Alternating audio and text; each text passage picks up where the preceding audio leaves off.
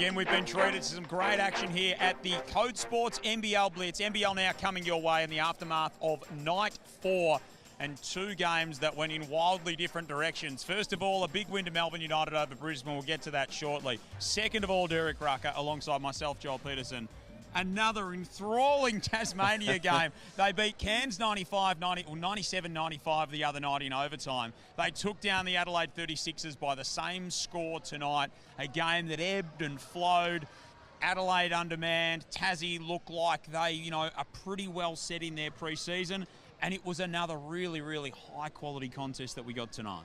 Yeah, and Tasmania coming off of a disappointing season, you can see the intent is there to come out and play consistent basketball throughout this preseason and try and carry it over into the regular season. Scott Roth and Darren Smith, who we heard in the commentary during the broadcast, he talked about the expectations. They won a championship a couple of seasons ago, and there is a real hunger to try and get back to that level again. Do they have what it takes? I think so, based on what I've seen here at the Blitz. This was a good performance in that they did enough to win the basketball game, and they got contributions right across the board. David Johnson leading the charge. He was tremendous. So the other night it was Bryce Hamilton with 25. David Johnson had 3 points on 1 of 6 shooting. You could see the athleticism there. You could see that he has the tools. How is he going to be able to put it together? Well, tonight he put it together. He had 25 points, highly efficient, impacted the game in a number of ways, and it just ticks that next box. So Tiger Campbell had already ticked the box for Tassie. Bryce Hamilton had probably already ticked the box, and now you get a pretty decisive tick in the box of David Johnson as well. And you get the local talent who's continued to be able to play solid basketball. Magne and Dang, and now you add into that Josh Bannon, a guy who's trying to make a name for himself as a professional and who wants to play meaningful basketball, and you see that he's taking advantage of this opportunity. So when I look across the JackJumpers, this looks like a prototypical Scott Roth team with a bit more athleticism and one guy who can really take over games in Bryce Hamilton.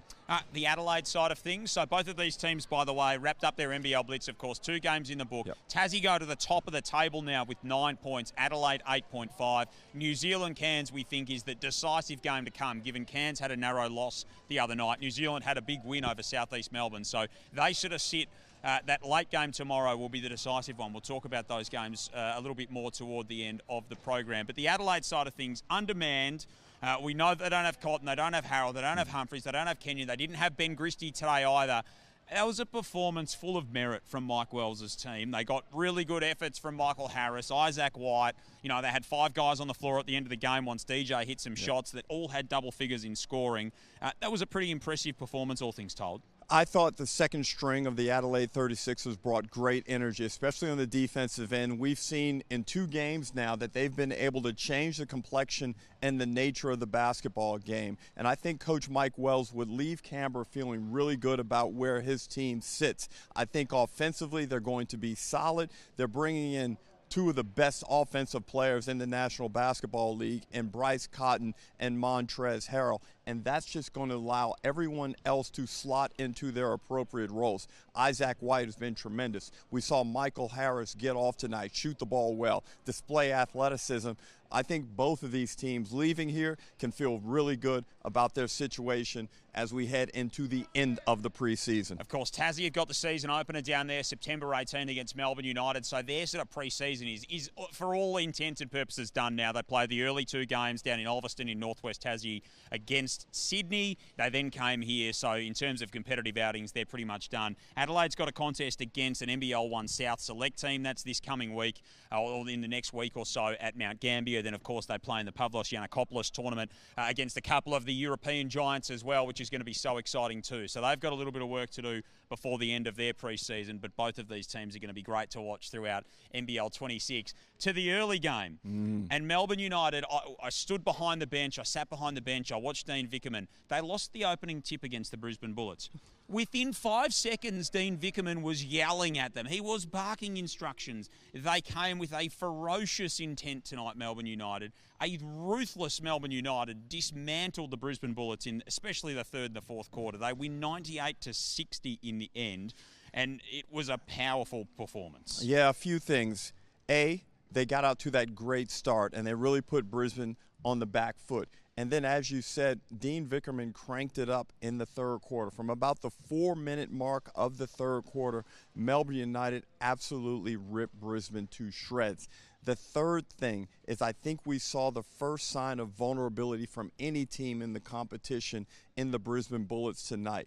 Their problem may be depth up front. If Tyrell Harrison is unavailable, that really renders them somewhat vulnerable up front. Also, Jacob Holt, they need him to get back in the lineup. He may miss some time due to a hip complaint, and that puts a lot of pressure on Tohi Smith-Milner. Now, having said that, Casey Prather didn't play a lot of minutes. Freeman Liberty was down a little bit. So they didn't really hit Melbourne United with everything they had, but yet a 38-point loss in which you only score 60 points was highly disappointing given how Brisbane looked in Game 1 against the Sydney Kings. Yeah, and a little bit of work to do clearly for Stu Lash in that Brisbane outfit. They will be different with Tyrell Harrison, who was, of course, the Blitz MVP last time we were here, had such a terrific season, spent a bit of summer league time over in the States as well over the last couple of years. So we know that they are a far better team when they have him available. Whether he is available has been a question and an open one over the last couple of seasons. He's been far more reliable in the last couple of years,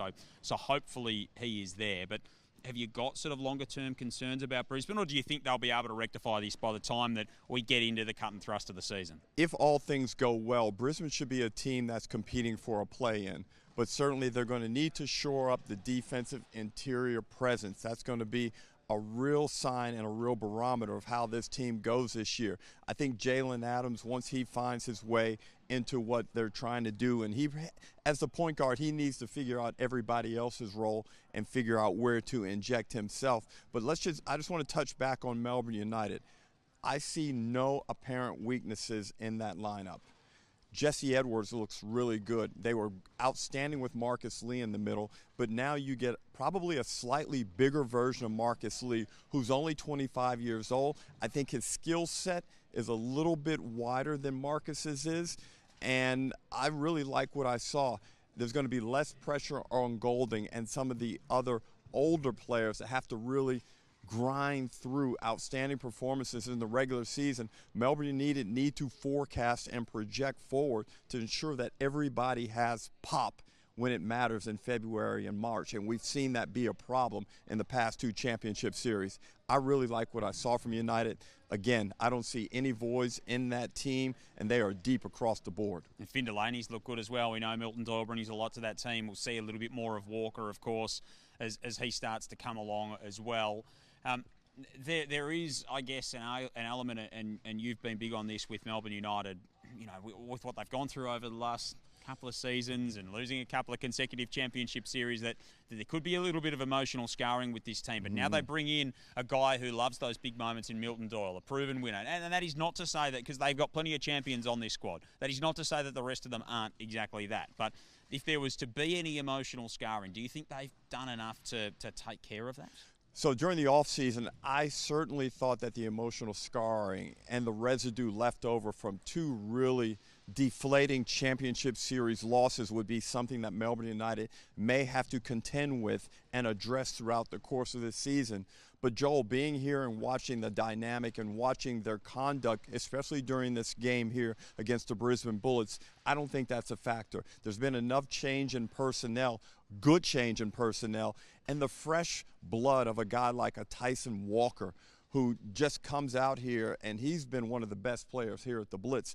But I think bringing Milton Doyle in, a guy who, even though he beat Melbourne United with his own championship performance, you can see Doyle's hunger and quest for another championship is really evident. And I think the guys, Shea Illy, Chris Golding, I just don't see those guys as allowing the negativity of the past two seasons to be a part of NBL 26 for them.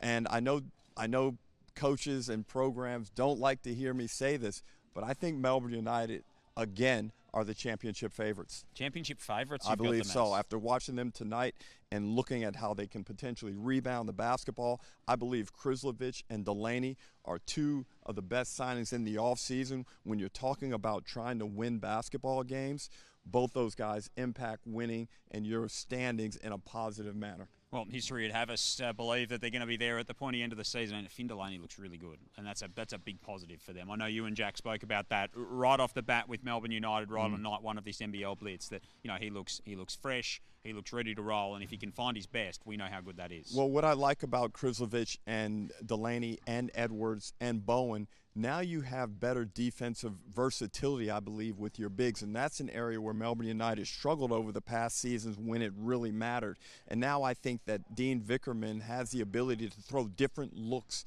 at other bigs throughout the course of a championship series, and I like the pop in all of those guys' legs. I really like what I saw from Melbourne United. Let's cast our eyes forward, because most people who will be listening to this maybe late tonight. It's in the podcast feed very, very quickly. And then, of course, tomorrow morning as well over your breakfast before you get ready for another day, the last day here at the Code Sports NBL Blitz. So Sydney and South East Melbourne is our first game. It is two teams trying to get off the schneid, two that didn't have wins, and South East Melbourne looked like they were really disappointed in their opening performance. Who do you think wins that first game tomorrow? I think Sydney come out determined. I think they'll be breathing fire because, look, Matthew Dellavedova was down. Sam McDaniel, I thought, did a great job of disrupting Dellavedova's flow early in that game the other night, and I think Dellavedova is a guy who's playing outstanding basketball. He's got a lot of pride in what he does, and I think he is going to lead from the front. Sydney will be very hard to beat in that game. And then the Loggins-Bruton Cup is going to be decided ultimately in the late game tomorrow night. So New Zealand and Cairns, it all kicks off at 3:30 Eastern Standard Time, 6 o'clock for the late game. That'll be 8 o'clock if you're across the ditch in New Zealand. So New Zealand and Cairns. New Zealand may be the team that if they can, basically they only need to win the Loggins-Bruton's Cup is the way this will work for them. They've got 6 points at the moment. Tassie's the leader at the moment on 9. So a win will do it for New Zealand in any way, shape or form that it comes tomorrow. Do you think they can do it? I think New Zealand win tomorrow and take home the cup. I think Parker Jackson-Cartwright is due for a big one. I like what I saw from Isaiah Brockington. New Zealand in this type of format I think will thrive tomorrow. I think they want to win too. Not to say that Cairns don't want to, but I think a win here means a lot more for New Zealand than it does for Cairns. Of course, the new look New Zealand in terms of uniforms and that kind of thing this season, so they'll be looking forward to seeing what they can come up with tomorrow, whether they can take this Loggins-Bruton Cup home from the NBL Blitz, and who wins, of course, the Ray Bonner medal as well for the MVP. That'll all be decided throughout our coverage tomorrow. We look forward to your company then as part of our coverage here on KO and Disney+. I think we've outstayed our 9-minute welcome tonight. I think we might have outblown it. Sorry, Ro. Sorry. We didn't mean to. We spoke about it. We're going to try and keep it tight. There's just so much to talk about after a terrific game later this evening. I look forward to seeing you tomorrow again, Ruck. Can't wait. Look forward to your company then. Stick around. Big day 5 coming here on NBL Blitz at the Code Sports here at the AS Arena.